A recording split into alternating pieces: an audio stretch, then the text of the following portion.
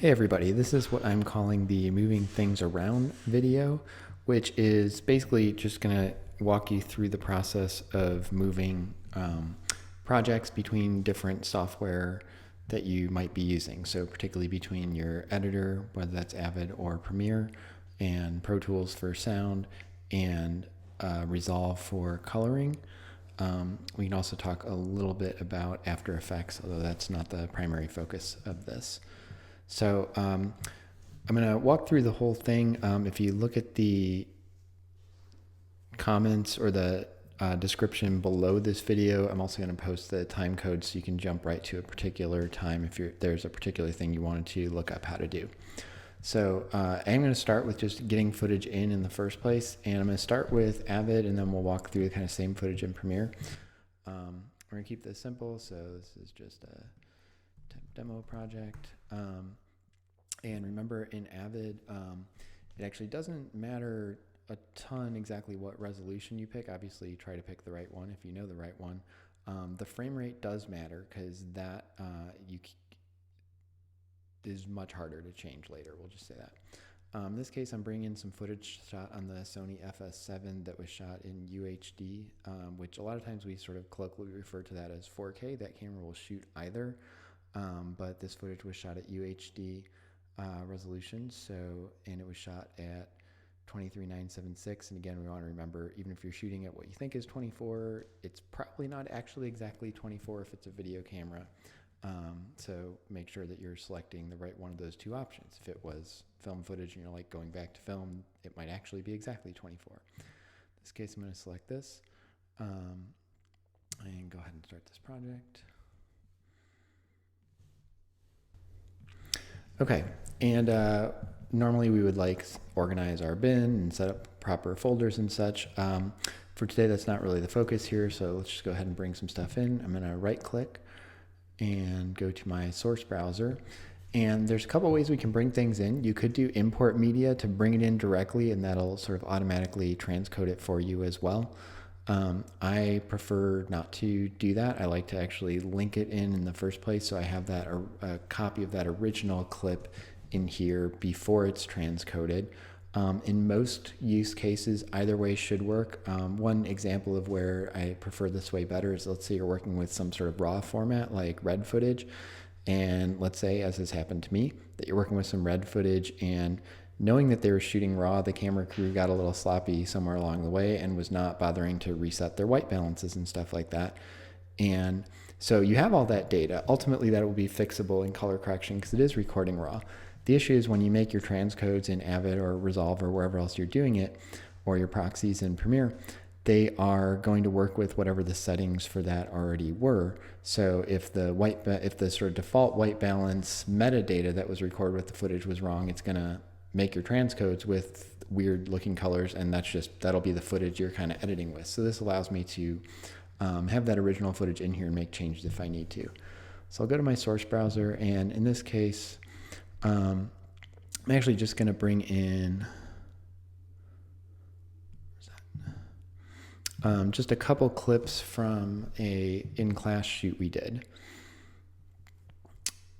And you can see this is the whole FS7 setup where it was in the XD root folder, then inside clip in there. And I'm just going to bring in, because we want to keep this quick, a couple of shorter clips. So I'll grab those two and bring in those. Okay.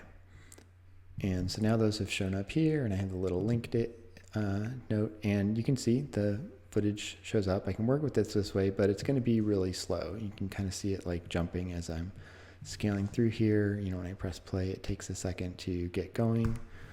I'm going to press play right now, and you see it takes a second, and that's obviously it. Nobody wants to work like that. So we're going to transcode this so that Avid is happy with it. And when we work in Premiere, we'll go through the same sort of proxy process. So one other thing I'd like to kind of show you in particular, that's particular to the FS7 here, but since a lot of you, that's what we're working with in production too, in particular at this point.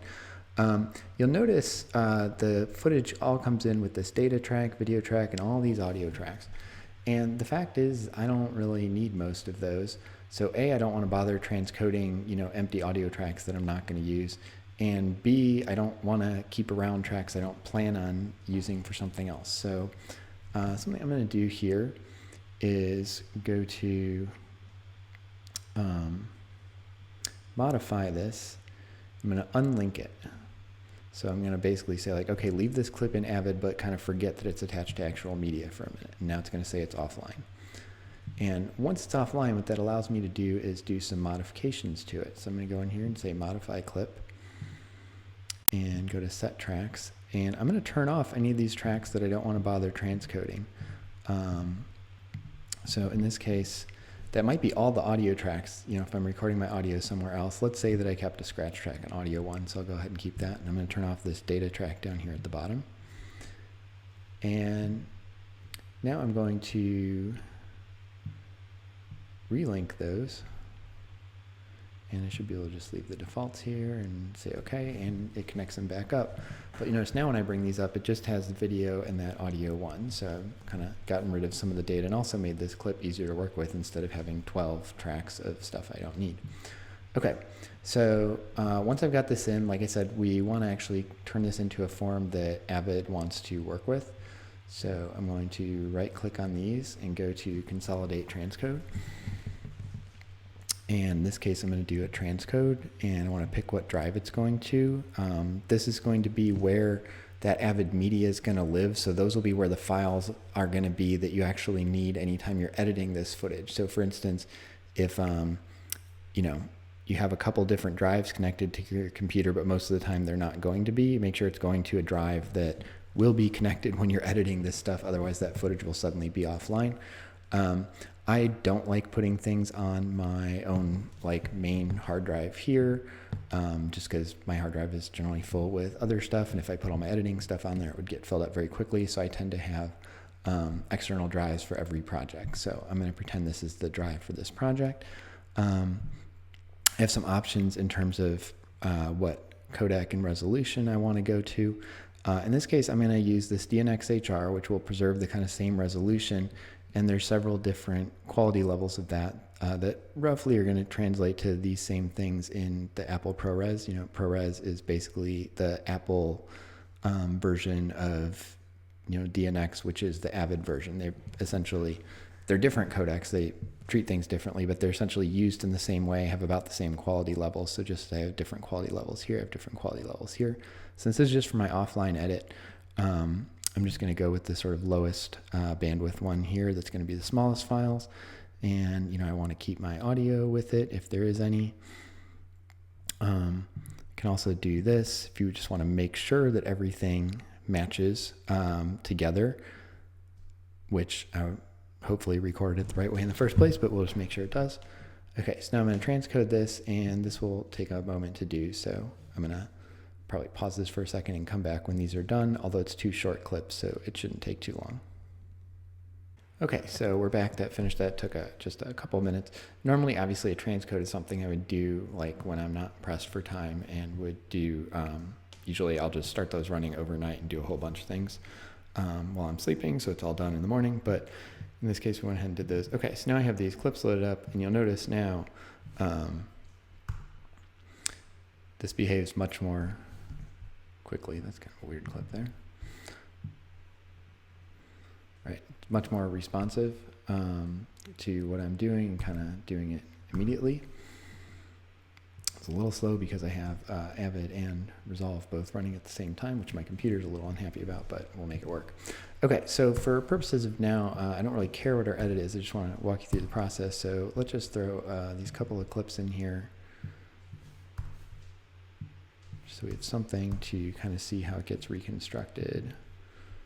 And grab a little different piece of this. Okay, so now we got a sequence. It has a few clips in it. And let's just assume that this was our finished edit. You can imagine what that would look like. Okay, so got our edit. I should name this sequence.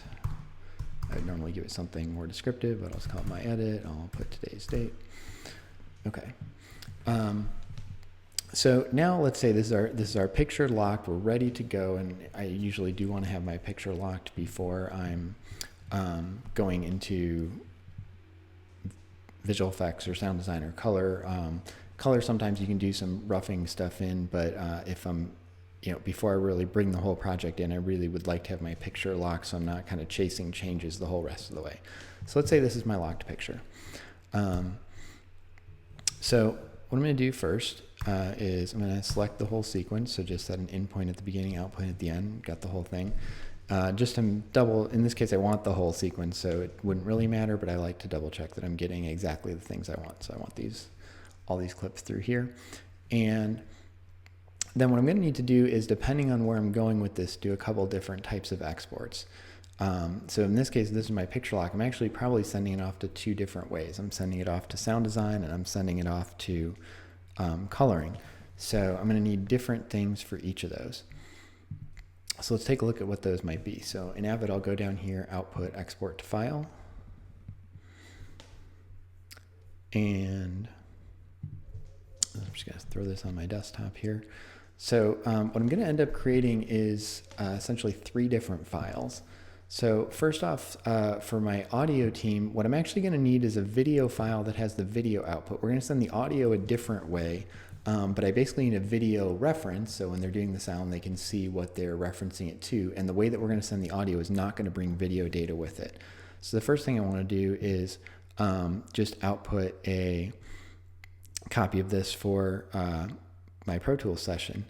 Now, in Avid, I have all these presets. Some of these might be correctly labeled, some of them might not. As those of you who have learned Avid will know, these names are not necessarily, these are whatever name the creator gave them, the creator of those presets, and they may or may not have been changed to actually reflect that. So I'm going to try this one and see if it's actually what I want. Let me hit the options here. Okay. So up here, yes, I want to use my in and out marks. I want to use all the selected tracks, and let's see what format we're going to. And that looks good. I'm using this. So you can see I'm going to downscale this to a 1080p image because I don't need UHD resolution. I also don't need to reconnect this back to the original full res media. For my audio team, it's perfectly fine to use this offline edit quality, which, as we saw, let me back out of here for a second. If you look at this, this looks perfectly fine. This is more than enough detail for them to do their audio work, even if it's not the full 4K resolution. I think a lot of times people worry about if I've down converted my media or I'm using proxies or something, it's going to be all blurry and look bad, and I don't want to do that. First off, you're not affecting the final media. We are going to relink back to the original full res stuff, but also this looks perfectly good for all of your offline editing and figuring out the story and figuring out your sound design and everything like that. Really, the only time we want to get back to that original full res stuff is when we're doing the final color grade or any visual effects. So things where we really are trying to create final reference master quality media. Okay, so back to this. Go in here and export it. And we have this selected, and we're going to double check the settings. This is DNX36 at 1080p. So the frame rate is the same, which is important. And I know that Pro Tools likes this DNX HD codec. It's going to play that fine, so we'll keep that. I am going to go ahead and export sound out of this. We're going to end up dumping this, but it's handy for your reference video to your sound team to have sound in it. So when they get the sound files in and they build up the session that way, they have something to compare it to. If something seems weird, they're like, whoa, did they really want this dialogue here off sync? They can check it against the reference and say, oh yeah, that actually was what they intended. There's some creative reason behind that.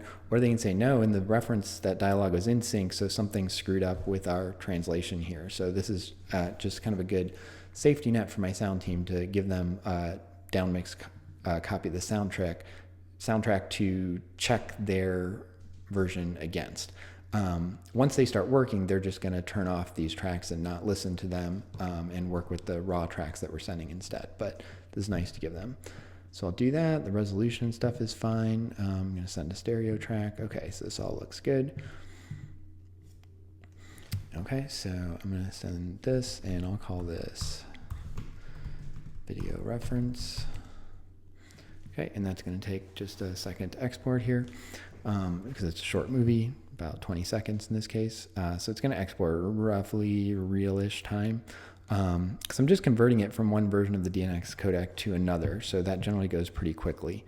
If I was outputting this to something like H.264 or H.265, which I would not want to use in these scenarios because those are not great for Pro Tools. They're not necessarily frame accurate within Pro Tools, but if I'm doing those can take a little longer because it's doing more different processing. Okay, so I got my video reference output. Now I also want to output the actual audio stuff that my team is going to need. So I'm going to go back into that export to file, and this time I'm going to say I want to export to Pro Tools, and let's see what the settings are in here.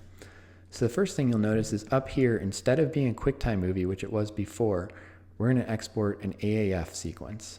And AAF is kind of like an EDL.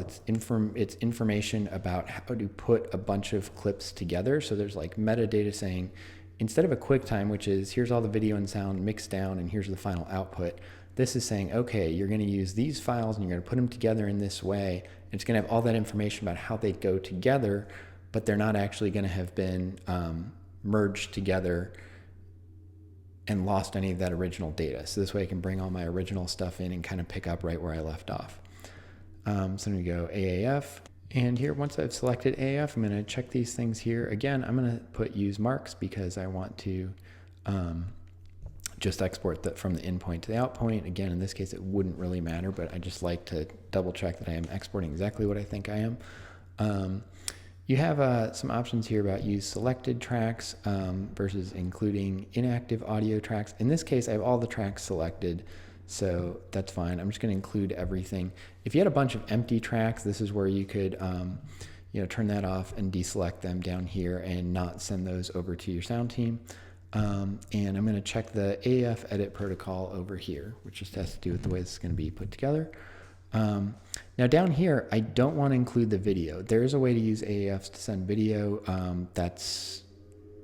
It works. It's kind of wonky and depends on your system and the details and such. So we're not going to do it this way. We're just going to go with the QuickTime reference because we don't need all the original video tracks. We're fine with just a mix down for the sound team. We do want to include the audio tracks, and you can see I have a couple of ways I can do this. That doesn't have to do with what they're selected. It's just kind of how many tracks I'm sort of putting in here. And then I have some options down here. I'm going to consolidate the media.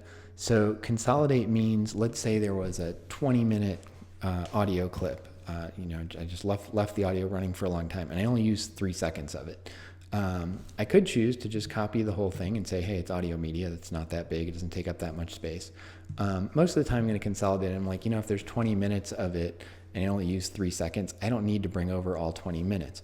What I do want to do is bring over a little bit extra beyond that 3 seconds because, maybe it turns out I have to do a fade in or out and I need a little extra room on either side. And that's what these handles are. So the handles are saying how much extra space on either side do you want to leave on each audio clip. So I like to stretch this out pretty high. I'll even give myself, like 10 seconds or 240 frames. I don't need any rendered audio effects. Everything hopefully already is in the same format, but I'm going to just make sure like everything is going in the format that I expected, which is 4824 in this case, or you can just say project and that'll convert everything to the same, assuming your project was set up correctly. And then lastly, I have this, it's going to kind of ask, where do you want this stuff to go? And there's a couple different options here. If we're working with a small enough project, the easiest thing is just to embed this in the AF. And so what it's going to do, you notice they got rid of some other options because now I don't have to worry about things, as opposed to if I go to the media drive or into a folder. If I go to this, what it's going to do is it's going to take that AF file that has all the information about how to put the media together, and it's just going to shove all the media into that same file too. So this way I only have to keep track of one file. Again, if you have a giant project, so it's really long and or has a ton of tracks with a lot of audio and stuff on them, this could start to get unwieldy, and then you might need to do something different, put all those media files in a folder on your media drive and then, relink Pro Tools to them later. This is the easiest. So I'm just going to go embed them in the AF. Okay, so I got that, and I'm going to say this is for Pro Tools. Okay, and this will take a moment too. Again, not a lot of time, but if I had a lot of audio clips, it'll take some time to consolidate all those. And you can actually see up here in my bin, these are those new chunks of audio that it consolidated. So they're the pieces of these clips that I actually use in my sequence plus some handles. So it actually made new media for those. And that's the media that then got wrapped into the AAF. So if I go over here, you can see my AAF is pretty small. You know, it's 6 megs, but let's remember this is only one track of audio and it's only a 20-second movie. This could be a lot larger if I had a longer movie and a lot of audio in it. But this file now has the information on how to rebuild this sequence, and it has all of the audio needed to build that sequence is all built in here. So I'm now ready. I can send these 2 files over to my Pro Tools team, my sound design team. And unfortunately, I don't have Pro Tools installed on this computer, but as an editor, this is all I need to get together for them, and they should be good to go. What they're going to do is in Pro Tools, you would say open session, and you're going to find this file and actually tell Pro Tools that this is a Pro Tools session. You can also create a session and then bring the tracks in that way and stuff, but this is just kind of the most straightforward way. And Pro Tools will look at this AF and say, oh, you want to make a session that just basically rebuilds this sequence that we already have here, and it'll have these 2 audio tracks, and it'll have 1, 2, 3 clips in it, and the cuts will be where they are, and there will be handles so that if in your Pro Tools session, you know, the editor says, hey, we actually want to, you know, adjust this cut a little bit this way, you'll have those 10 seconds of handles on each side to do that, or I should say up to 10 seconds depending on how long the original clip was. Or if I want to like overlap some things and say, you know, obviously I'm doing this in Avid right now, but you could do this in Pro Tools as well. Once you've brought that in, say, you know, let's stretch this and kind of overlap some things like that, because you do have those handles on it. So that would get all rebuilt in Pro Tools when I do open that session. And then the other thing I would do would just be to import this video into the Pro Tools session, and that video should line up exactly with the audio tracks that got built here. So that's the way I go to audio. The way that I'm going to go to video is very similar in, sorry, not to video, to coloring. If I'm going over to Resolve, is very similar out of Avid. I'm again going to go export to file, and I'm again going to do an AAF file. I'm actually going to call this, I'll make a new setting, export to Resolve. Okay. So I can leave all of these things checked, which means I probably should go back here and select all those tracks again. Okay, I'm gonna leave these things selected as they were. I'm gonna do an AF, and this time, instead of including the audio, I'm going to include the video. So for Resolve, I'm just going to plan on doing my coloring there, because ultimately the way the sound's going to get there is my sound people are going to export their finished mix out, and I'll just bring that finished mix already done into Resolve if that's where I'm finishing. If I was finishing in Avid for some reason, which I wouldn't, I would just, if I'm doing my coloring in Resolve, I'd rather just stay there to finish. But if I was finishing in Avid, I would bring the finished mix back into Avid and just lay that. I would replace all this audio and lay their new mix in there. Okay, so I'm including all the video. And this case is going to be a little bit different. So video files are a lot bigger, and I don't want to create all this new media in this case. So I'm just going to say link to the media. And I don't even need to necessarily transcode things, because I'm just going to provide this AF that just says, hey, here's how things are going to go together, and I'm assuming you've got the media files somewhere. So I'm going to do this. And this is going to go very quick because it doesn't need to create any media or any new clips. It's literally just putting together these instructions on how that sequence goes together. And so I'll say this is for Resolve. Done. Okay, and you can see every time I do one of these exports, it actually creates a new exported sequence here. If I open this one up, you'll see it doesn't have the audio because I told it to just export the video. So all the information that's going to be is these 3 clips go in this order on track V1. That's all that's coming through. And you notice it didn't create any new media because I didn't need to make any new media. I'm just exporting information. Okay, so at this point I would be ready to go into Resolve. So I'll go over here and I'm just going to make a new project. Let's call this import from Avid.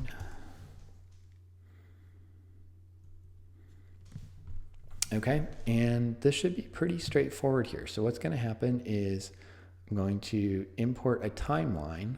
And you notice I have a couple options here, an AAF, an EDL, and an XML. So I'm going to do that, and I'm going to import that XML or AAF I just created. And you notice it sees both of these are AAF, says, oh, I know what to do with either of those. In this case, I just want to bring in the video one. You will notice here, I could have done one AAF that has the video and the audio and kind of use that for both. That would theoretically work. I end up bringing in a lot more stuff and a lot more information into Pro Tools than I need because I'm bringing in all the video stuff there, and I end up bringing in all the audio clips, every individual one, into Resolve, which I don't need there. So I like this because it streamlines things a little bit for me and make sure I'm just keeping just what I need in each place. But that would work if I had done these all as one. So I'm going to do this. Okay, and here's the really key important thing here. I'm going to go ahead and say, automatically set the project settings. So it's whatever my sequence settings were there. You can see it's already matched the resolution. It's going to set the time code the same way. And I also want to automatically import the source clips. So whatever clips it needs, I'm going to say, go ahead and just bring those into the media pool. I don't want to have to find them. Here's the important thing. I'm going to check this link to source camera files. And what this is going to do is this is going to tell Resolve, instead of looking at those Avid, transcoded media files that I had transcoded to DNxHR-LB, wherever you have the option, find the original full res files that were first brought into Avid. So in the AF, it has the information about here's the files you were editing with, those transcoded ones, and here's where those came from. And so this is telling Resolve, look at the files where it came from, the original full res ones, instead of using these transcodes. So I'm going to do that, and depending where the clips were, if they had been moved onto a different drive or a drive name had changed or something like that, I might need to, it might say I can't find these, can you kind of point me to the right folder? And then I would just sort of point it to, hey, here's where those things are located, and it should automatically be able to find them all. In this case, everything was still in the same place on the same drive, so life is easy. Here's my sequence that it created, which automatically loaded down here. And you can see, if we zoom in, it's got those 3 clips in the order that we had them. So it has just recreated our sequence here, and we're ready to do our coloring. And if we want to confirm, clip attributes here for a second.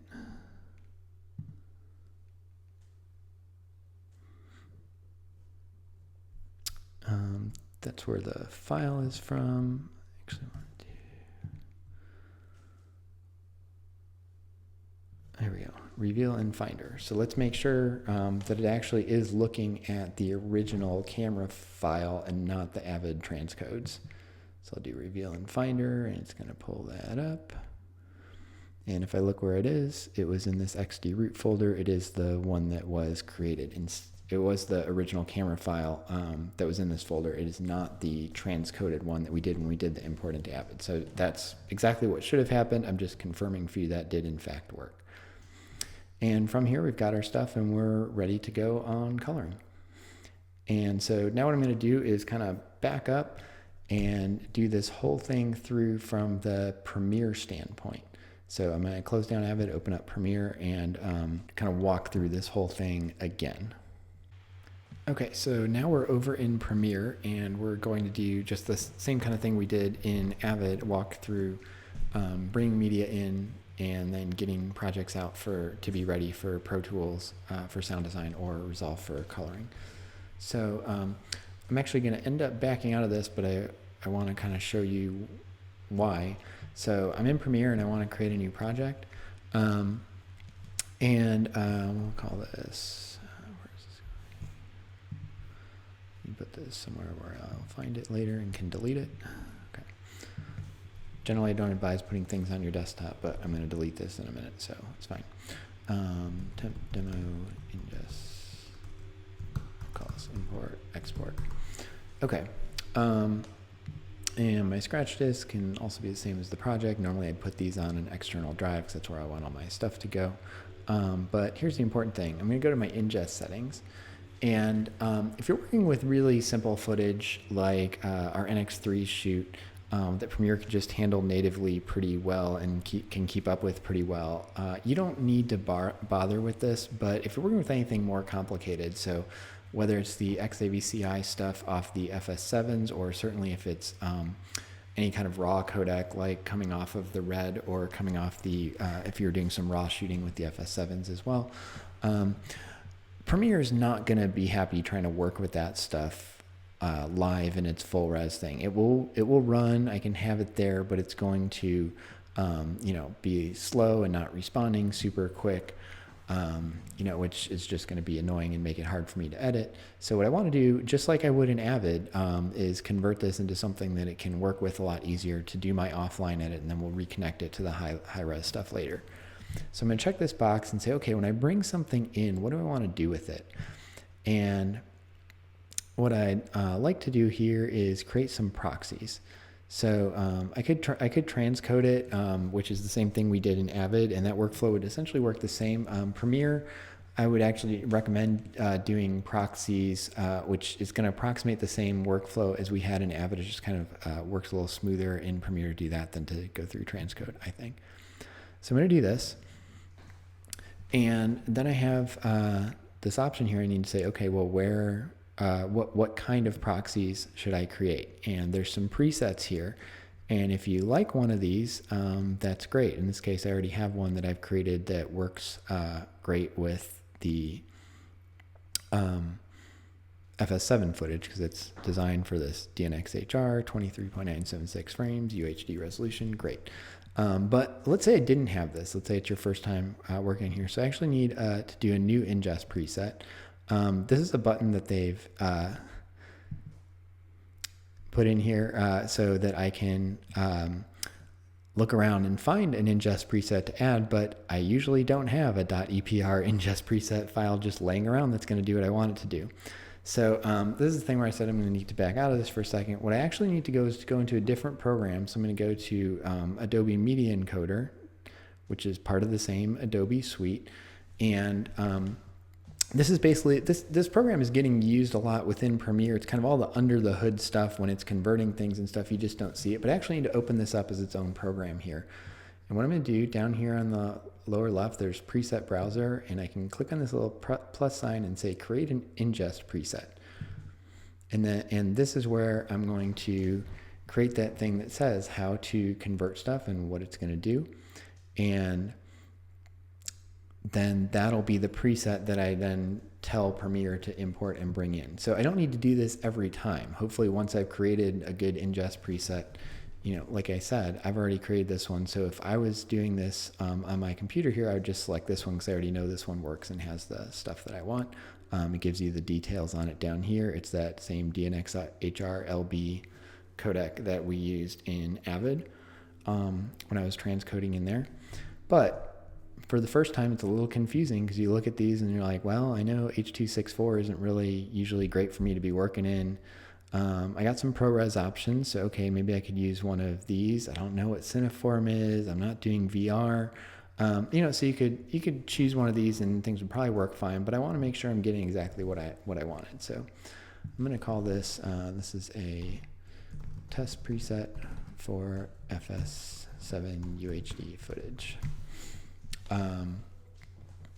Okay, and I'm going to say what I want this preset to do is to transcode files, and I can choose a location here, and it'll give me a chance in Premiere to override this if I want.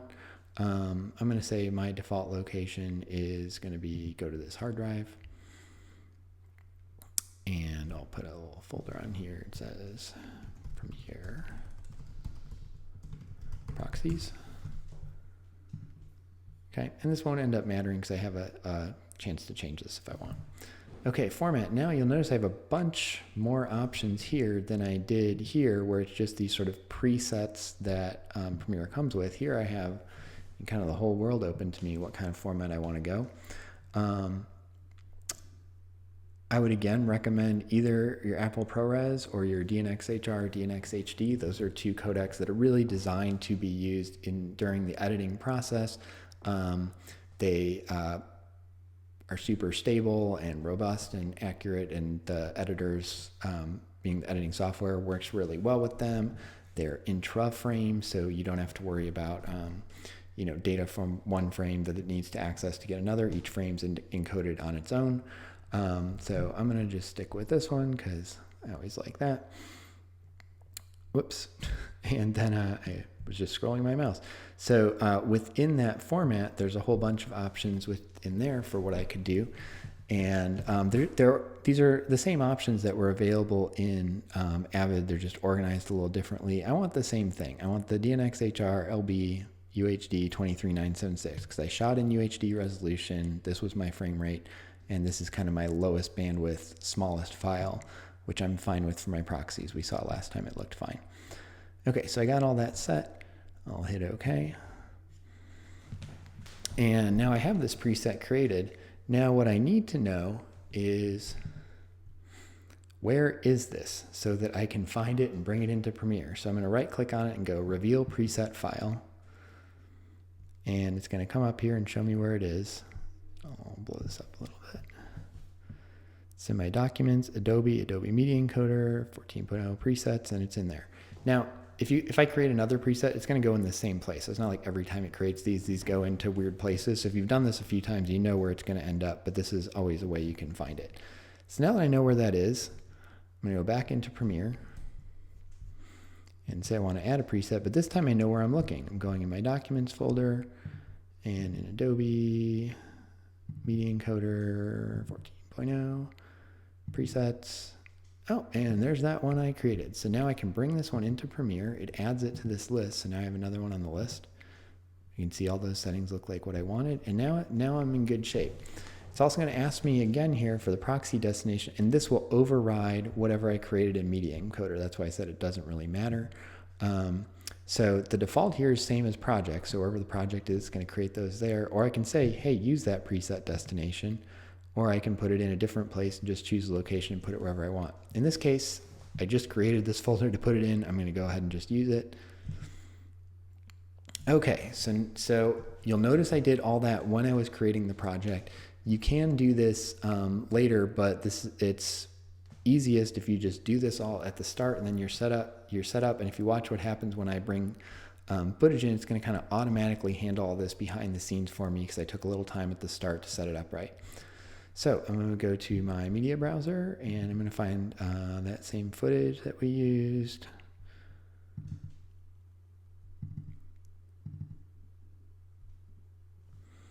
And I don't remember which of these was the exact file, so we'll just grab a couple of those and say import. Okay, and here they are.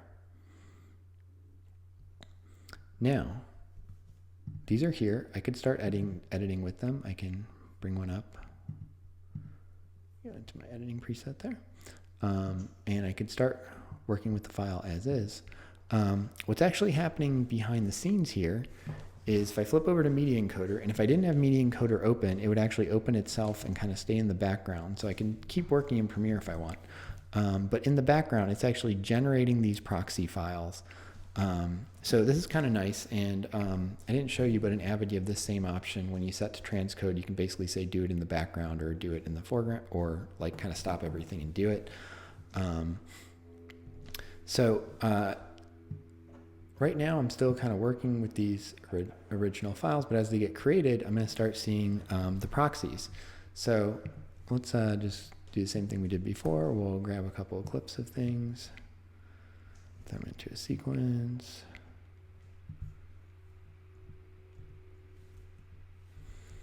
And grab a different part of this. Okay, and we'll throw that in over here, and let's grab our other clip. And again, I'm just throwing together some clips at random here to give us something to work with. Yeah, we can leave that overlapping, actually, that's fine. Okay, so I got these in here now. I got my edit, and if we look over here, you can see it's actually still doing the encoding of the proxies for the second clip. It already finished the first one. And if you don't already have it up here, you can add a button. I'm going to click on the little plus here. Shows all the different buttons that are available to me. And this one right here says toggle proxies. And I'm going to take that and just kind of add it to my layout here so I can see it. And this will let me turn things on and off for whether I'm looking at the proxies or the original footage. And to the naked eye, if I've done my proxies right and the resolution and aspect ratio and everything's the same, I shouldn't see much difference, but I do want to show you that there actually is a difference here.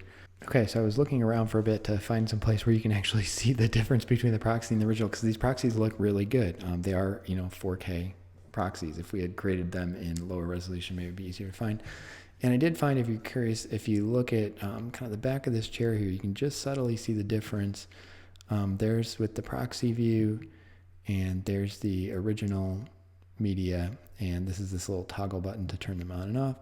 And you can see it's just a little softer, not quite as sharp, kind of right in this area here when we're in the proxies. So it is lower res, but again, confirming that resolution, that using the proxies or not for your offline, there's nothing, you're not missing information. They look perfectly good. We just don't want to necessarily use them for our final coloring because we have, lost a little bit of data there. Okay, so I got my edit here. So that was doing the proxies. I can have the proxies on or off, and when they're on, you notice this is just a little quicker to respond.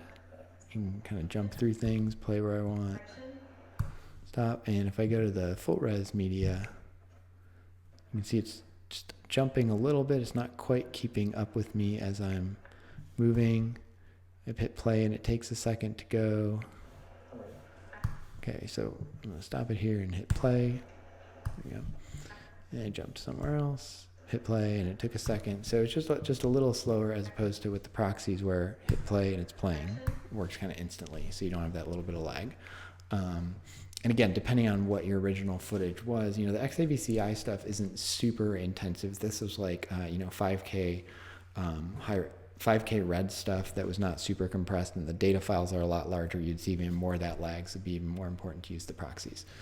Okay, so we got our sequence set, and now we're ready to go to a different program. I'm going to do the same thing I did before because I like to, and kind of set my in and out points here. Right now you'll see the default is to output this whole sequence. I just want to output from beginning of that to the end of that, and I'm gonna turn on all my tracks here if I want to bring them all. In this case, most of this is just junk stuff. So those extra tracks from the FS7 that I don't need. Okay, so I've got this, and let's actually name this sequence so it's not just this default name of the clip. So my edit in Premiere. Okay, and I got that selected, and I'm going to export media. In this case, I'm going to do the same kind of series of things I did last time. So I'm going to export a QuickTime as the reference video for my sound team. And again, the format here does make a difference. I want to make sure it's something that Pro Tools will handle really well. So in this case, I'm going to go with the same thing I had. Which is, there you go, 1080 SQ. So this is essentially the DNX HD 36. It's the same codec I used out of Avid. And let's see where this is going. Put that in desktop. And in Premiere, video ref for Pro Tools.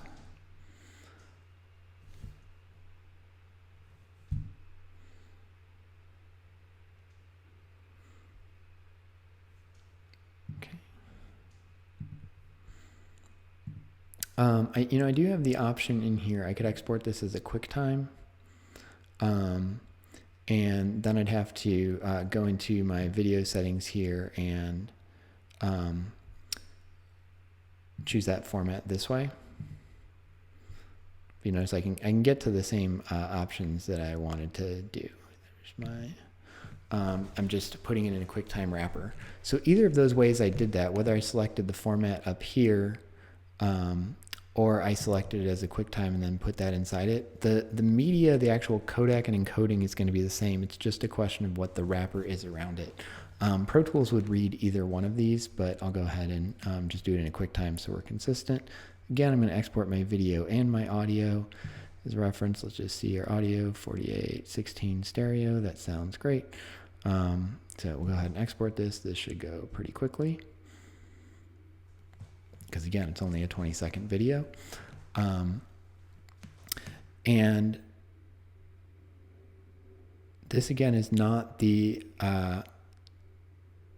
video. This is not the video or sound that I'm actually going to end up using. This is just, I made a reference of the video with this mixed down soundtrack for Pro Tools to use for my sound team to check and make sure that when they bring in their AAF, everything looks correct and matches up with that.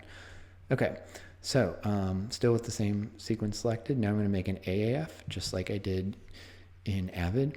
And here I have a lot fewer options. So I have my video stuff. I'm going to keep this at 4824.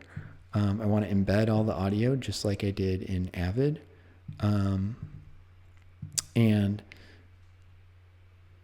the options here, this is copy complete thing. Where it says trim audio files, that's the same thing as consolidate. It's saying just bring the parts that I'm using. So again, if I have that 20-minute audio clip and I just want to bring in 3 seconds of it, it's just going to bring in those 3 seconds. Again, I want to make sure I give myself some handles. So if my audio team needs to, extend some of those files to put in some fades or have something come in or come out more gradually instead of just these hard cuts, I want them to have some extra room on either side of those. So I'm going to give myself some nice long handles there.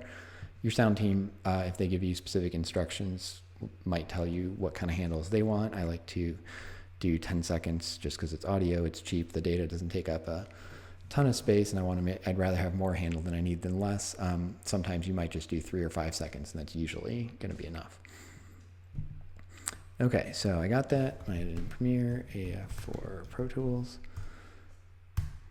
And this again should be fairly quick. It's going to take all those files and create these smaller versions of them, the consolidated ones, and then wrap them all into one AAF file. You can see that's done. And if I go over to my desktop here, I now have that file and it's an AAF. You'll notice it is bigger than the AF I did down here, the one I did out of Avid. I think my movie here is slightly longer, so that's part of the difference. But also in Avid, remember, I'd shrunk everything down just to that one audio track. And in this case, I have, 8 audio tracks for each thing that it's bringing in. So that it's bringing in actually a lot more audio into Pro Tools. It will end up bringing all of these tracks. Okay, so now I've got my stuff for Pro Tools. I've got the video reference file and the AF. And then lastly, I want to make something for Resolve. Now, here is where there's going to be a difference. You'll notice when we went into export AAF, I had an option to mix down the video. Basically, within the AAF, put a kind of finished video file in there, but I don't have that same option I did in Avid in terms of bringing all the individual clips in an AAF.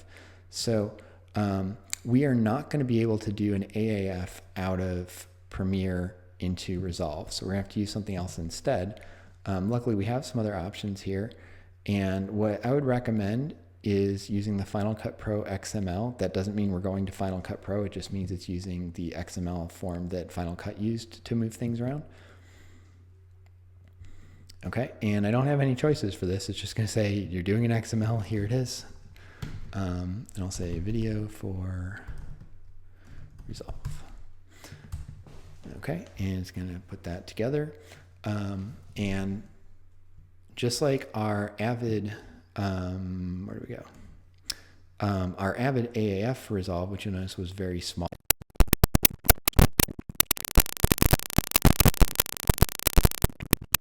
things together. There's no media included in it.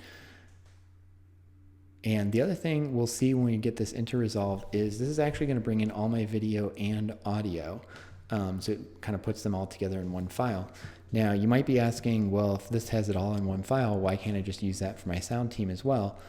Two reasons. One is that Pro Tools does not have a native way to import an XML in. It's designed to work with OMF and AAF sequences coming in, so it's not going to know what to do with this.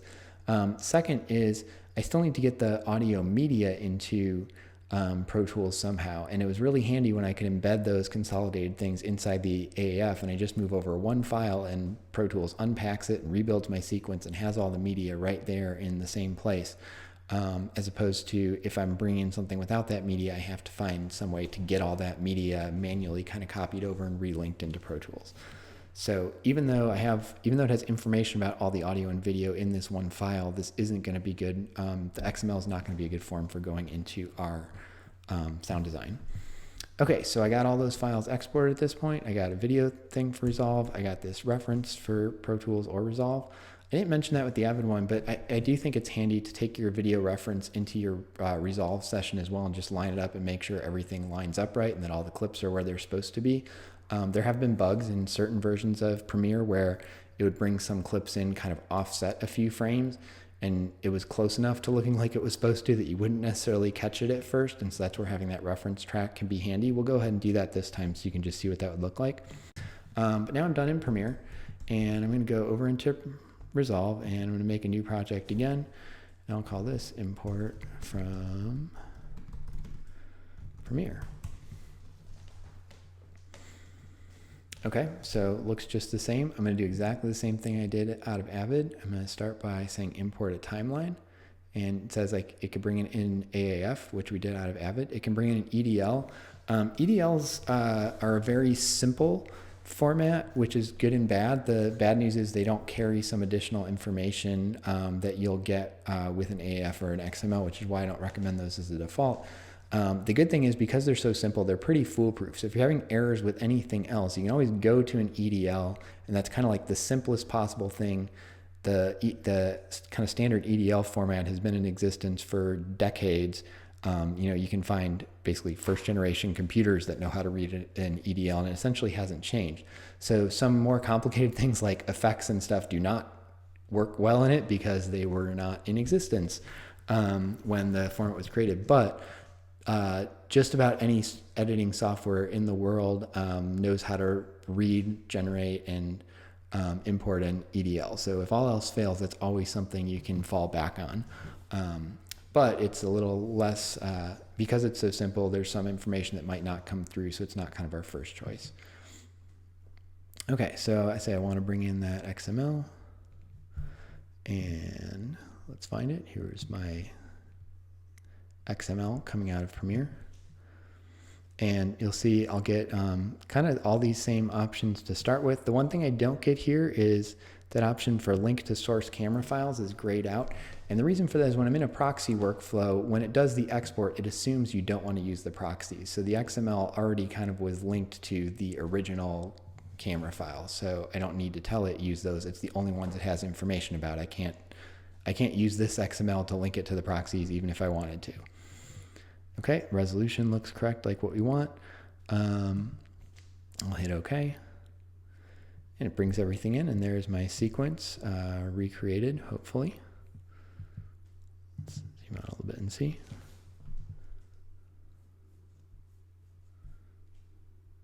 Okay, and let's see if that looks like what we had in Premiere. And I would say it kind of doesn't on the audio side. Right, 1, 2, 3, 4, 5. So it's actually brought in some of these audio clips weirdly, which is not uncommon for Premiere to do weird things with some of its XMLs and such. So I don't think this audio is probably actually the usable stuff, but it looks like it brought the video in correctly. Here's a good place to check it and find out. So let's import some media. And I'm going to import that reference video we made. So this is my one from Premiere, video reference. And what I'm going to do is take this and I'm just going to lay it over video track 2, kind of starting right at the same place. And let's see if these things line up.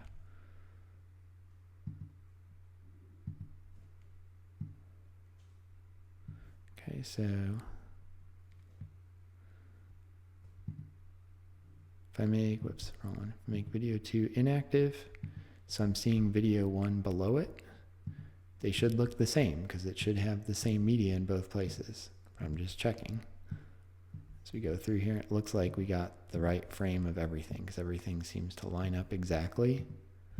You know, if it didn't, let's imagine that things had come in a little bit off and I lay this up here and go to check it and I turn off video 2 and I see things looking different in video 1. That tells me, you know, you can see his head moves a little bit. That tells me that something went wrong because my reference video should exactly match the other video coming through. In this case, I'm not sure what happened with the audio. It looks like it is still in sync, just looking at the little indicators here. But I do notice that if you look at kind of like what tracks came through here, I have kind of a audio 3 through 8. Oh, I see what it did. It kind of took the multi-track and split those out. So yeah, I guess it worked, but I ended up with something that doesn't really look like what I had here. It kind of approached it differently. So I don't particularly like that. But again, we weren't really interested in the audio here anyway. Our sound team has the info on that and is working on those. So our video looks good. I can turn this off or just delete it out of here if I don't want it anymore. And now I'm ready to do my coloring. So that was a quick, well, maybe not so quick, but that was our walkthrough of getting things between all these programs. All of it is pretty straightforward, as you saw. This isn't rocket science, but it is just kind of making sure that you do the right steps in the right order to get the right things to the right people in the right forms that they need. And you know, don't end up with something where like, oh, actually we sent this in the wrong codec or a frame rate got changed or something. Those things just create headaches. So you just want to make sure you are double checking yourself at each step of the way on here. And usually as the editor, you're kind of the hub person for this. So you might not have to do the sound design. If it's a, you know, student film, maybe you do. But usually you wouldn't have to do the sound design. You wouldn't have to do the color grading. But you're the one who's going to be responsible for getting your project to those people in the forms that they want. If they ask you for something specific that's different than what I just showed, obviously give them whatever they asked for. But in terms of working with the facilities we have at SMU and the way our software is currently set up, these would all be the kind of forms and codecs and stuff that is one set of things I would recommend that will work fine. Okay, so that is that. Hopefully that made sense. And again, if you ever want to look back at this as a reference, part of this is really duplicating what already exists in a handout I think I have up here somewhere. Yeah, so our workflow guides, those are very handy, and a lot of what I did just kind of covers these in person. Or I guess not in person, recorded, but it covers it in video form instead of in text form if that works better for you. So that's always a reference. And then also, again, in the description on this video, if you look, I'll put the time links to where each of these topics is sort of gone through. So if you're like, oh, I'm done in Premiere editing and I don't remember how to get into Resolve, you can kind of jump to that part of the video. So hope this was useful. Thanks.